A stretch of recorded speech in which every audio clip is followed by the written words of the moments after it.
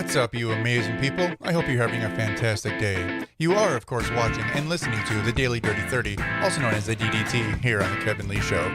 And I am your host, Kevin Lee. Now, for those of you who do not know what the DDT is all about, let me take a moment to explain. You see, it's a show that airs live at 9 p.m. Central Standard Time, Monday through Friday, and it's where I get to spend 30 minutes telling you, the viewer, all about the things that bother me today.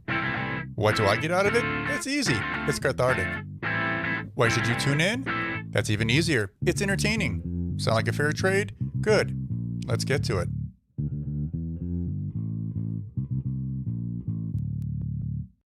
Hello, friends, and happy Wednesday. Let's get real for a second, shall we? I have been wrestling for the last few days, trying to figure out just exactly how I should start these shows, podcasts, whatever you want to call them. Videocasts. Does anyone actually really call them a videocast? I don't think so, but perhaps you do. I just have to figure out what is the best way for me to do it. Sometimes I say, hello, friends, but then I never know where I should go to next. Should I say something along the lines of, like I said, happy Wednesday, or, welcome to the show? I don't know. So if you have an opinion on this, which you probably don't, but let's say you do, go ahead and comment anywhere on any of the platforms you're on, and I'll get to it eventually. I'm just curious to see what people actually think about the way a show starts. But anyways, you are watching the Daily Dirty 30 here on the Kevin Lee Show, and I am your host, Kevin. Today is August 5th, I think. One of these days, I'll actually remember what day it is. Today, I have not one, not two, not three, but four, I believe, interesting stories. But before we get there, just want to remind everyone that, and I did say this yesterday, but not everyone sees every show every day. So I just want to let everyone know that we are also now on DLive.tv. So you can watch it online. I'm sure there's an app. I don't even know. I just got onto it yesterday. But yeah. So we're on DLive as well as Facebook, YouTube, Twitter, Twitch, or Twitter, Periscope, Twitch, and Float.app. I also want to mention something very quickly. For those of you who are on Twitter, you might have noticed that the stream may or may not be working live, but if you're on an app, it definitely will not work in replay. That is because I most recently started broadcasting globally at 1080. And unfortunately, Periscope only does 720, which would be fine normally, like Facebook. Facebook only does 720, but the thing is, Facebook is nice enough to basically lower the stream to 720, but apparently Periscope does not do that. So if you do watch on Periscope, or you attempt to, and you cannot watch it live, which I believe that might be the case if you're on an app, I'm working on it, but you can always watch it on the computer, on Twitter or Periscope. It will work on a computer or PC or iMac or MacBook. That you can do. So just letting you know. Yeah, I think that's pretty much all the crap I got to get out of the way before we get jumping in here.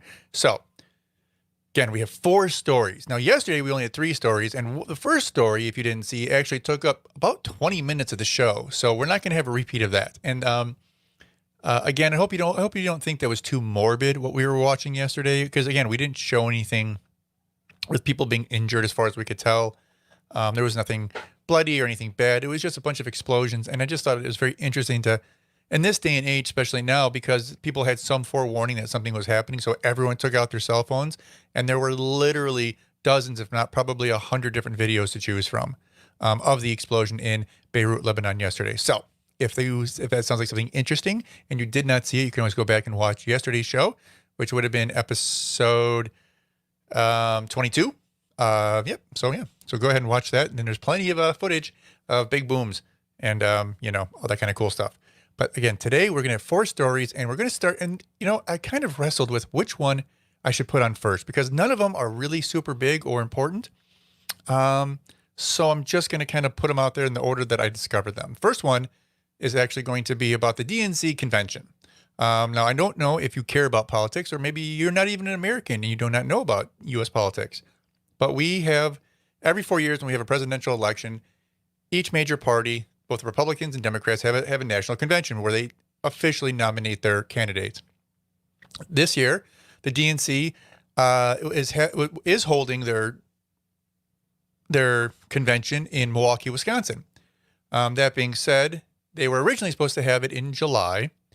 But because of coronavirus, in early April, they decided that they were going to push it back a month to buy themselves some extra time, which was probably a smart move. And they did that. And as time's gone on, they've decided to scale back further and further because if you do not know, this is actually a fairly major event. What happens is it's held over 4 days. This right now, as it is scheduled, it's going to happen August 17th, 18th, 19th, and 20th. And it's like 2 hours aired live every day. So it's like 8 hours they air this stuff. And basically they have a bunch of speakers come out and they make the official delegation count on the first day and they officially nominate the candidates, and it's all this, pomp and circumstance. Well, like I said, as time's gone on and they realized that it would be dangerous to have too many people there, as the weeks have gone by and the months have gone by, they've started scaling back bit by bit and piece by piece. And it was literally scheduled between the delegates from all the different states, all the politicians who wanted to come fly from D.C. or their home state to come watch the DNC convention and the official nomination, all the pundits, all the volunteers, everyone involved was going to be roughly 50,000 people. So you can see why they've scaled back a little bit. They're only in a convention center. They can't have that many people. Well, they've moved it to a different arena now, a smaller arena, but they're literally scaling it down to, from what I heard in last reports, to a few hundred people. In fact, I think it was just today, they officially announced that Joe Biden himself will actually not be flying out to Milwaukee and will not be receiving the nomination in person. He's going to be receiving it via whatever, Skype, Zoom, what have you. From, I guess he's going to be in Maryland, his home state, probably in his house, probably in his basement. It's a very weird time, to say the least, because that's not normal. And in fact, I believe every single speaker will now no longer be traveling to Milwaukee. And you might be asking yourself, because I asked myself the same question, and I wasn't actually not able to find an answer yet, so I'll have to keep looking. I'm assuming the reason why they aren't completely canceling the convention in person is there's probably some law or loophole that states that you have to have an in-person meeting for it to count. So they're probably having a group of people there and having everyone else basically phone it in. I think that's what's happening, but I haven't found proof of that yet. But yeah, I think that's what's happening. I guess so. It's my guess. But if I do find that out, I will bring it up and update you guys or tweet it out or do something. Yeah. So that's always interesting. And another thing about that. So most people don't realize the way it works is that we have what's called an electoral college in the United States. And part of that is actually there's separate processes that go through it. But when you have your national convention, your delegates come and vote for you, they're supposed to cast their vote for whichever person. Technically, they can cast it for whoever they want, really, depending upon how their state decides to cast their delegates. Some states get split up, some go for certain candidates, but because everyone threw their support behind Joe Biden, it shouldn't be a surprise. Shouldn't be. At this point in 2020, nothing would be a surprise. If they decided to bring out, Elizabeth Warren instead, or if they decided to do Bernie Sanders or somebody else, I wouldn't be shocked. I mean, I would be slightly surprised, I suppose, but I would not be shocked at this point because I don't know if you've seen Joe Biden lately. He is not, he's not necessarily communicating the way that you would think he would want to, as someone who's about to take the leap of trying to win the presidency and maybe even go to the White House. He's confusing himself now in simple questions, just being even in his comfort zone, like when he's in his home, in his basement, via Skype, whatever, via Zoom, being interviewed, he is having major issues answering simple questions. And it's almost like he's so tired of people questioning his cognitive abilities that he's actually he's come to the point where he's assuming everyone is attacking him, even people who aren't. And it's really sad to see that. Yeah, again, I wasn't trying to go off in this diatribe of Joe Biden because I'm not picking on the guy. He does that enough of himself, and his own people do that enough. So, but it's just, oh my goodness, it's a very interesting time in 2020. And something else I might want to mention to people who may not know. There's a lot of hoopla about what's going to happen with the actual presidential election, not just the mail-in ballots and things like that. But again, we have a electoral college, which means every state has delegates, and they have to cast their delegates. Well, every state technically makes up their own rules and laws on how that is handled. And there are some states who have been working on trying to pass laws for this election that would allow them freedom to actually not, even though their state might have voted for, say, Trump, to take their votes and vote them for someone else. If, say, that person won the popular vote, that sort of loophole. It's really a weird, I don't want to say a scary time, but a weird time to be alive in the United States. And we're not even that old of a country. What are we, 200 and almost 50 years old? Not quite. Something like that, right? Something like that. I don't know. Close to it, though. Yeah, so it's definitely an interesting time. So that being said, we're going to move on to another story, which to me, I was kind of surprised when I heard the headline, and I don't even know if I should be. And that is YouTuber Jake Paul has his home raided in Calabasas by FBI agents. Apparently, the FBI served a search warrant at Calabasas residence of Jake Paul and allegedly seized firearms. And it's actually more than alleged because, as you'll see right here,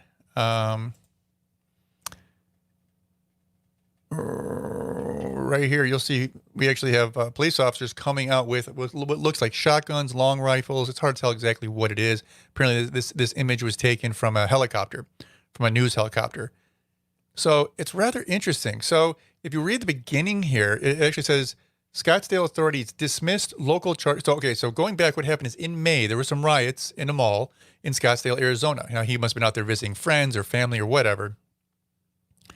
And again, during these riots, he joined in one of the groups. Now, there isn't anything, I don't believe, that I saw at least, but again, I didn't look that much into it at the time. But there was reports of him being involved, like around people who were rioting and walking through the mall, and maybe he had his camera out and he was taking pictures or video or what have you. I never followed the case that closely because honestly, at the time, I didn't really care because he was just some YouTuber guy doing whatever. And obviously, he didn't seem like he was doing anything quote unquote wrong. He wasn't caught on tape breaking that I saw, but maybe he was breaking into anything or damaging anything. But yeah, so, at the time, I just kind of made a mental note, but didn't really think too much about it until I saw this because in Scottsdale, authorities dismissed local charges against Paul so that federal authorities could take over the investigation. So again, if you don't know how the law works here in the United States, and maybe most people who live here don't have a clue, basically there's different levels, right? So there you have local, state, and then federal level of enforcement. If you can be tried on a certain level for something and then retried again in a different level. Most people don't even realize that. But in certain cases you can't because of double jeopardy. It gets kind of muddy in certain areas. But with something like this, Scottsdale probably could have prosecuted him, but then they'd have to talk about extraditing him because obviously Jake Paul does not live in Arizona, as far as I know. He doesn't have a house there. He lives in Calabasas, California, which if you don't know where that's at, if you look at LA on a map, look up straight north and it kind of gets into the Sandy Mountain area. That's where Calabasas is. A bunch of rich people live up there, like Jake Paul. The Kardashians live up there. I think Justin Bieber lived there for a while. Maybe he still does. I don't really know. But yeah, so very interesting the fact that the feds convinced Scottsdale to dismiss the charges so that they could then pick up the charges. Because again, he allegedly committed a crime in one area and is now residing in another area. So that's why the feds can get involved. Now, and again, I don't know what your personal take is on Jake Paul or YouTubers. I don't really care. I'm not judging the guy personally. I think the most I've ever seen him. Two things I've seen him. Okay, he was on an episode. Oh, actually, no, three technically, because he was on an episode of Ridiculousness. And if you haven't ever seen that show, you should check it out. It's hysterical. But he was on there, and then apparently he hosted a spinoff. I don't know if it was like one episode or two episodes of something else from Ridiculous that they were trying to start another show and kind of give him a pilot type of thing. And I don't know if it went anywhere. I don't think it did, but who knows? So that was another instance. He was there. And then, of course, there was a big snafu. Apparently he went to Japan and there's this semi-famous foresty area where a bunch of Japanese people hang themselves when they get depressed. And apparently he supposedly found a body there and filmed, and people were very angry, to say the least. So yeah, that's Jake Paul. But it'll be interesting to see what actually comes of this. So again, I don't even know, and it doesn't explain here, and I haven't seen elsewhere where it actually states anything. So I guess maybe later, probably by tomorrow, there'll be more information because they had a warrant, right? They had a search warrant, so they had to have it on some grounds, and they confiscated weapons. Do not know why. But I guess we'll have to keep paying attention and see if they ever reveal anything, or if it just kind of magically goes away. I mean, that always kind of tells you what's going on with a situation, right? So, and something like this, if something becomes public with a celebrity and then goes away, usually it's because there was nothing there. Now, if something never really comes out and it goes away, then that's usually because someone was paid off. But because it's already out and everyone knows about it and it's on the news and what have you, if it does go away with just a whisper, chances are it was nothing. So back to the next story. We are on, okay, so I don't know if you know anything about wrestling, the WWF, the WWE, any of that kind of stuff. I grew up with the WWF. I even watched a little bit when I was a young adult. It was kind of entertaining with The Rock and Stone Cold Steve Austin and all these other characters. Good time, right? But again, I haven't watched it in, 15, 20 years. But there is a name that I do remember and recognize and I saw it in the news today, and it was rather an interesting story. His name is Marty Jannetty. Marty Jannetty is him and his brother both. His brother's name is Gino Jannetty, I believe, and they're wrestlers, and they were there for years, and they were popular back in maybe the 80s, 90s, maybe even the early 2000s, something along those. Or maybe more recent. I don't know. But again, I haven't followed that much in a long, long time. But he is an ex-WWE star, Marty Jannetty. He kind of confessed to murder.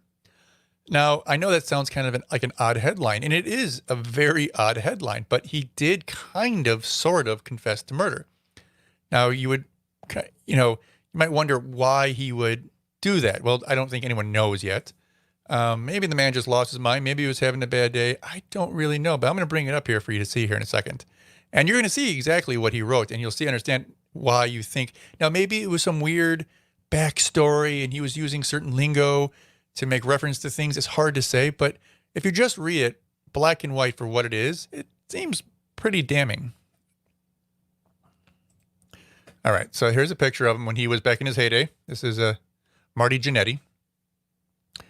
Like it says, he may have confessed to murdering someone when he was 13 years old. Here's the actual post. I believe this is on Facebook from what I read. And I'm not going to read the whole thing because there are some racial toned insults, but I'll leave it on the screen if you want to read through the whole thing. But I will read most of it. It says, I never told no one this, even my brother Gino, because Gino would have killed him. Which kind of right there makes it seem like he didn't kill him, right? If you just read that and be like, oh, well, your brother would have killed him. Okay, but it says, and I didn't want my brother gone. Hell, he'd only recently come home from Vietnam. I was 13, working at Victory Lane's bowling alley, buying weed from and there's an expletive there, that worked there. And he put his hands on me. He dragged me around to the back of the building. You already know what he was going to try to do. Okay. Again, nothing he's done wrong in that area other than maybe try to buy weed when he was 13 years old, which isn't really wrong, but, in those days it was. So that was the very first time I made a man disappear. They never found him. They should have looked in the Chattahoochee River. But Winnie, the girl in these pics, I like so damn much, probably my favorite, but I promised myself way back then, nobody would ever hurt me again. That includes you. I loved you, but you hurt me with your effing Jamaican jealousy. You can go your own way. I don't need you. So it's a very confusing post if you just read it. Because, it's almost like he's like writing a letter to a friend or a text. But I believe it was on Facebook. But it's the whole part here where he says that there was the very first time I made a man disappear. They never found him. They should have looked in the Chattahoochee River. Just reading that, it sounds like he made a man disappear and put him in a river. I don't really know how many ways you can take that. Again, he might have been using some freedom, artistic, freedom with his description. Because earlier, like in the first line, he said, Gino would have killed him. I didn't want my brother. Or maybe he was just saying, I killed him so my brother wouldn't have to. I'm not sure. I really don't know. But that's kind of, if you were in law enforcement, wouldn't you read that and kind of be like, wait, what? Wouldn't there be some questions that might arise from something like that? I know it sounds silly to say, because it is, but why would you put that on Facebook? It's not even like he texted a friend and his friend goes, oh, TMZ's got to get a hold of this. And then they send it to TMZ. He put this on Facebook. Like, I don't care how crazy you are. You don't put things like this on Facebook. You just don't. even if it's true. You just don't. How, this is a PSA to you. If you ever kill someone, years later, if you feel like confessing, don't put it on Facebook. Not unless you want to get caught. Okay, good. Moving on. We are going to go to our next story, which is actually going to be technically our last story. I don't know if you've ever heard of this show. It's a cartoon. It was on Nickelodeon. I'm not even sure how long it was on Nickelodeon, but we had a cult following. It was around for a few years at least. And it was called The Ren and Stimpy Show. Boy, The Ren and Stimpy Show. I don't even know how to explain The Ren and Stimpy Show. It was a interesting character of a cat and a dog. It was like a hairless chihuahua and this really weird looking fat cat, right? And they were friends or what have you, roommates, if you will. And it was just a crazy, crazy, crazy show. And actually, if you just type in like into internet search like Ren and Stimpy, happy, happy, joy, joy, watch the video. You're welcome. You're welcome. If you haven't seen it already. But yeah, so it was a great show. It was around for a while and it had some crazy, and for Nickelodeon too, it had some really weird drug type references and very adult like. It's imagine if it was created today, you would think it would be on like Adult Swim. That's where you would find something like that because it was so over the top, in your face, not for kids type of show. But it was on Nickelodeon at the time originally. Now, mind you, this was almost 25 years ago. This is over 2 decades ago, so that's a long, long time. But when you have something that's great and wonderful and a cult classic, and now you have many of those people who watched that show growing up, now in my age group, anywhere from probably late 30s to probably 50 easily. Now that they're adults and they have careers and money and they can buy things, you're going to reboot that show, aren't you? Damn straight you are. And that's exactly what they're doing. Pardon me. I have to change my graphic here. I apologize. So they are, the Ren and Stimpy Show is reimagining will air on Comedy Central. Now, exactly, I don't know what they're doing. So they're reimagining it is how they put it. It's going to be Ren and Stimpy Reimagined. I don't know if they're going to change the characters drastically or their location, but it's now going to be on Comedy Central, which is probably a much better place for it to be. Yeah, so this originally aired on Nickelodeon from 1991 to 1996. Yeah, it is definitely not a kid's show, never was. But if you have never seen Ren and Stimpy, please do whatever you're doing. Pause, unless you're like driving a car, then get to where you're going. But get there, grab your phone, grab your tablet, grab a computer, grab your TV, I'm sure it's probably available on some streaming service, if not on YouTube, and just look up Ren and Stimpy. It's well worth your time. It's craziness. It's fun. I don't know what they're going to do with this. I hope they don't ruin it. I guess they can never technically ruin the originals. I mean, they're still there. So even if this turns out to be crap, it might be okay because then you can always go back and watch the originals, right?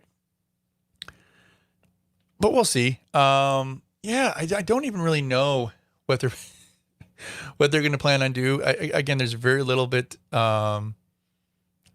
information as to what is going on with it. Now, that being said, when you hear about this, if you haven't heard about it already, you'll probably will start seeing headlines about this because apparently one of the creator himself, he was known as John K. Don't ask me how to pronounce his last name. It's Kricfalusi, was accused of a pattern of sexual misconduct back in the day, either while the show was being originally aired or afterwards. And I think it was even by people who worked on the show and accused him of it. So he will not be involved. So do not worry. Whatever, and again, he was accused. I don't think he was ever convicted of anything, at least not as of now, as of today. But yeah, so a lot of people were kind of salty about that when they heard the show was being rebooted because of these alleged sexual abuse that might have occurred or, whatever back in the day. Again, you don't have to worry about that. And I'm not a huge fan. I'm not going to lie. I'm not a huge fan of reboots. Usually when something was great, leave it the way it was. I mean, but again, they're reimagining this. So who knows? Maybe it is something that's going to be worth trying. I guess nowadays, why the hell not? It's not like they're producing a lot of great stuff, but that is another thing that kind of saddens me. As some of you may or may not know, I'm actually a writer as well. So I am rather creative, and I can't imagine someone taking like a work of mine from 20 years ago. If it became, say I wrote something today and it became popular and it was well liked. And I can't imagine 20 years from now, someone taking the entire concept and then taking a piece of it and then rewriting it and rebooting it. Like, can't you just come up with some new stuff? I mean, I know it's not the easiest thing in the world to do, but it is possible, right? It is possible for you to go out and figure out what you want to do. Can't be that hard, right? I do it all the time. I write stuff. I have like 3 books I'm waiting to publish. I write stories all the time. I write articles. I know people who do this all the time. I don't know. There's got to be more fresh ideas out there than taking something like this show and rebooting it. I mean, I'd just be happier if they just took the originals, digitally mastered them and re-released them. It'd probably be perfect. But yeah, so let's see if I can find anything interesting about this real quick. Yeah, it was not a kids show. It was on a kids thing. Oh, no, that's not what I was. So apparently in 2003, the original creator made a more adult-oriented spin-off for the show of Ren and Stimpy adult party cartoon. But that's not what I'm thinking of, because I definitely watched it back when I was in high school. So that was definitely not in 2003. At that point, I had been an old man, practically. Yeah, that's absolutely nuts. So if we've learned anything today, we should learn that you shouldn't talk on Facebook and you shouldn't tell people you killed someone, even if you have, because that's not a smart idea. We shouldn't be rebooting shows that don't need to be rebooted, because let's face it, doesn't make any sense at all. No sense at all. We also understand that this is a really messed up year in general, and it's going to be extraordinarily messed up if you are either someone who is in the U.S. and is under the thumb of the government with our new potential, not potential, but an actual election coming up. That's going to be fun. And by fun, it's going to be a nightmare. People ask me all the time because they know that I love politics. I love talking about politics and getting involved about politics. But basically, my position is I'm outside of the duopoly, if you will, of politics in the U.S. because essentially we have 2 major parties. We have the Democrats and we have the Republicans. And I'm not a Democrat and I'm not a Republican. And no, I'm not an independent. There is no such thing. I'm actually a libertarian. That being said, so I love talking about politics because none of my people are involved. I mean, don't be wrong. We have candidates every 4 years, but we never win. At least not yet. Maybe one day. But yeah, so I don't mind talking politics, but it is definitely an interesting, scary time because we have a huge election coming up. I mean, I've got relatives, and I'm not going to lie, who scare me, not because of I'm actually fearful. I'm scared for them. I see how upset they are because they hate Trump so bad. They just want him out of office. And I've heard threats that if they don't move, or if Trump wins by some miraculous whatever, that they're going to leave the country. And they say they're serious. I'm like, really? He's just a president. He hasn't done anything that big. He's not going to do anything big in 4 years, especially if the Republicans lose the Senate, right? They can have any power at all. They won't ever get anything accomplished. Don't even worry about it. Besides, I'm sure you'll impeach him 4 more times, and maybe one of them will actually stick. Who knows? But yeah, so it's to me, it's an interesting time with this election coming up. I know a lot of people are worried and scared. Don't be. It's going to be okay. It's going to be ugly, sure. And who knows how it's going to turn out. Like, that part could be bad, but once the dust settles, it'll be fine. It'll be fine. Yeah. And I'm actually very interested now that I'm thinking about it, what's going on with the whole Jake Paul thing, because why would the FBI get Scottsdale to drop the charges unless they had something on him? And they had to have something on him to get a search warrant. I'm going to have to really look into that further. Well, anyways, sorry, we're already out of time. It's already half an hour. Can you believe it? A half an hour. My goodness. Alrighty, folks. Well, today is Wednesday, so we have 2 more shows. We'll be back here tomorrow at 10 p.m. Eastern, 7 p.m. Pacific. So we will see you then. But until then, have a good one.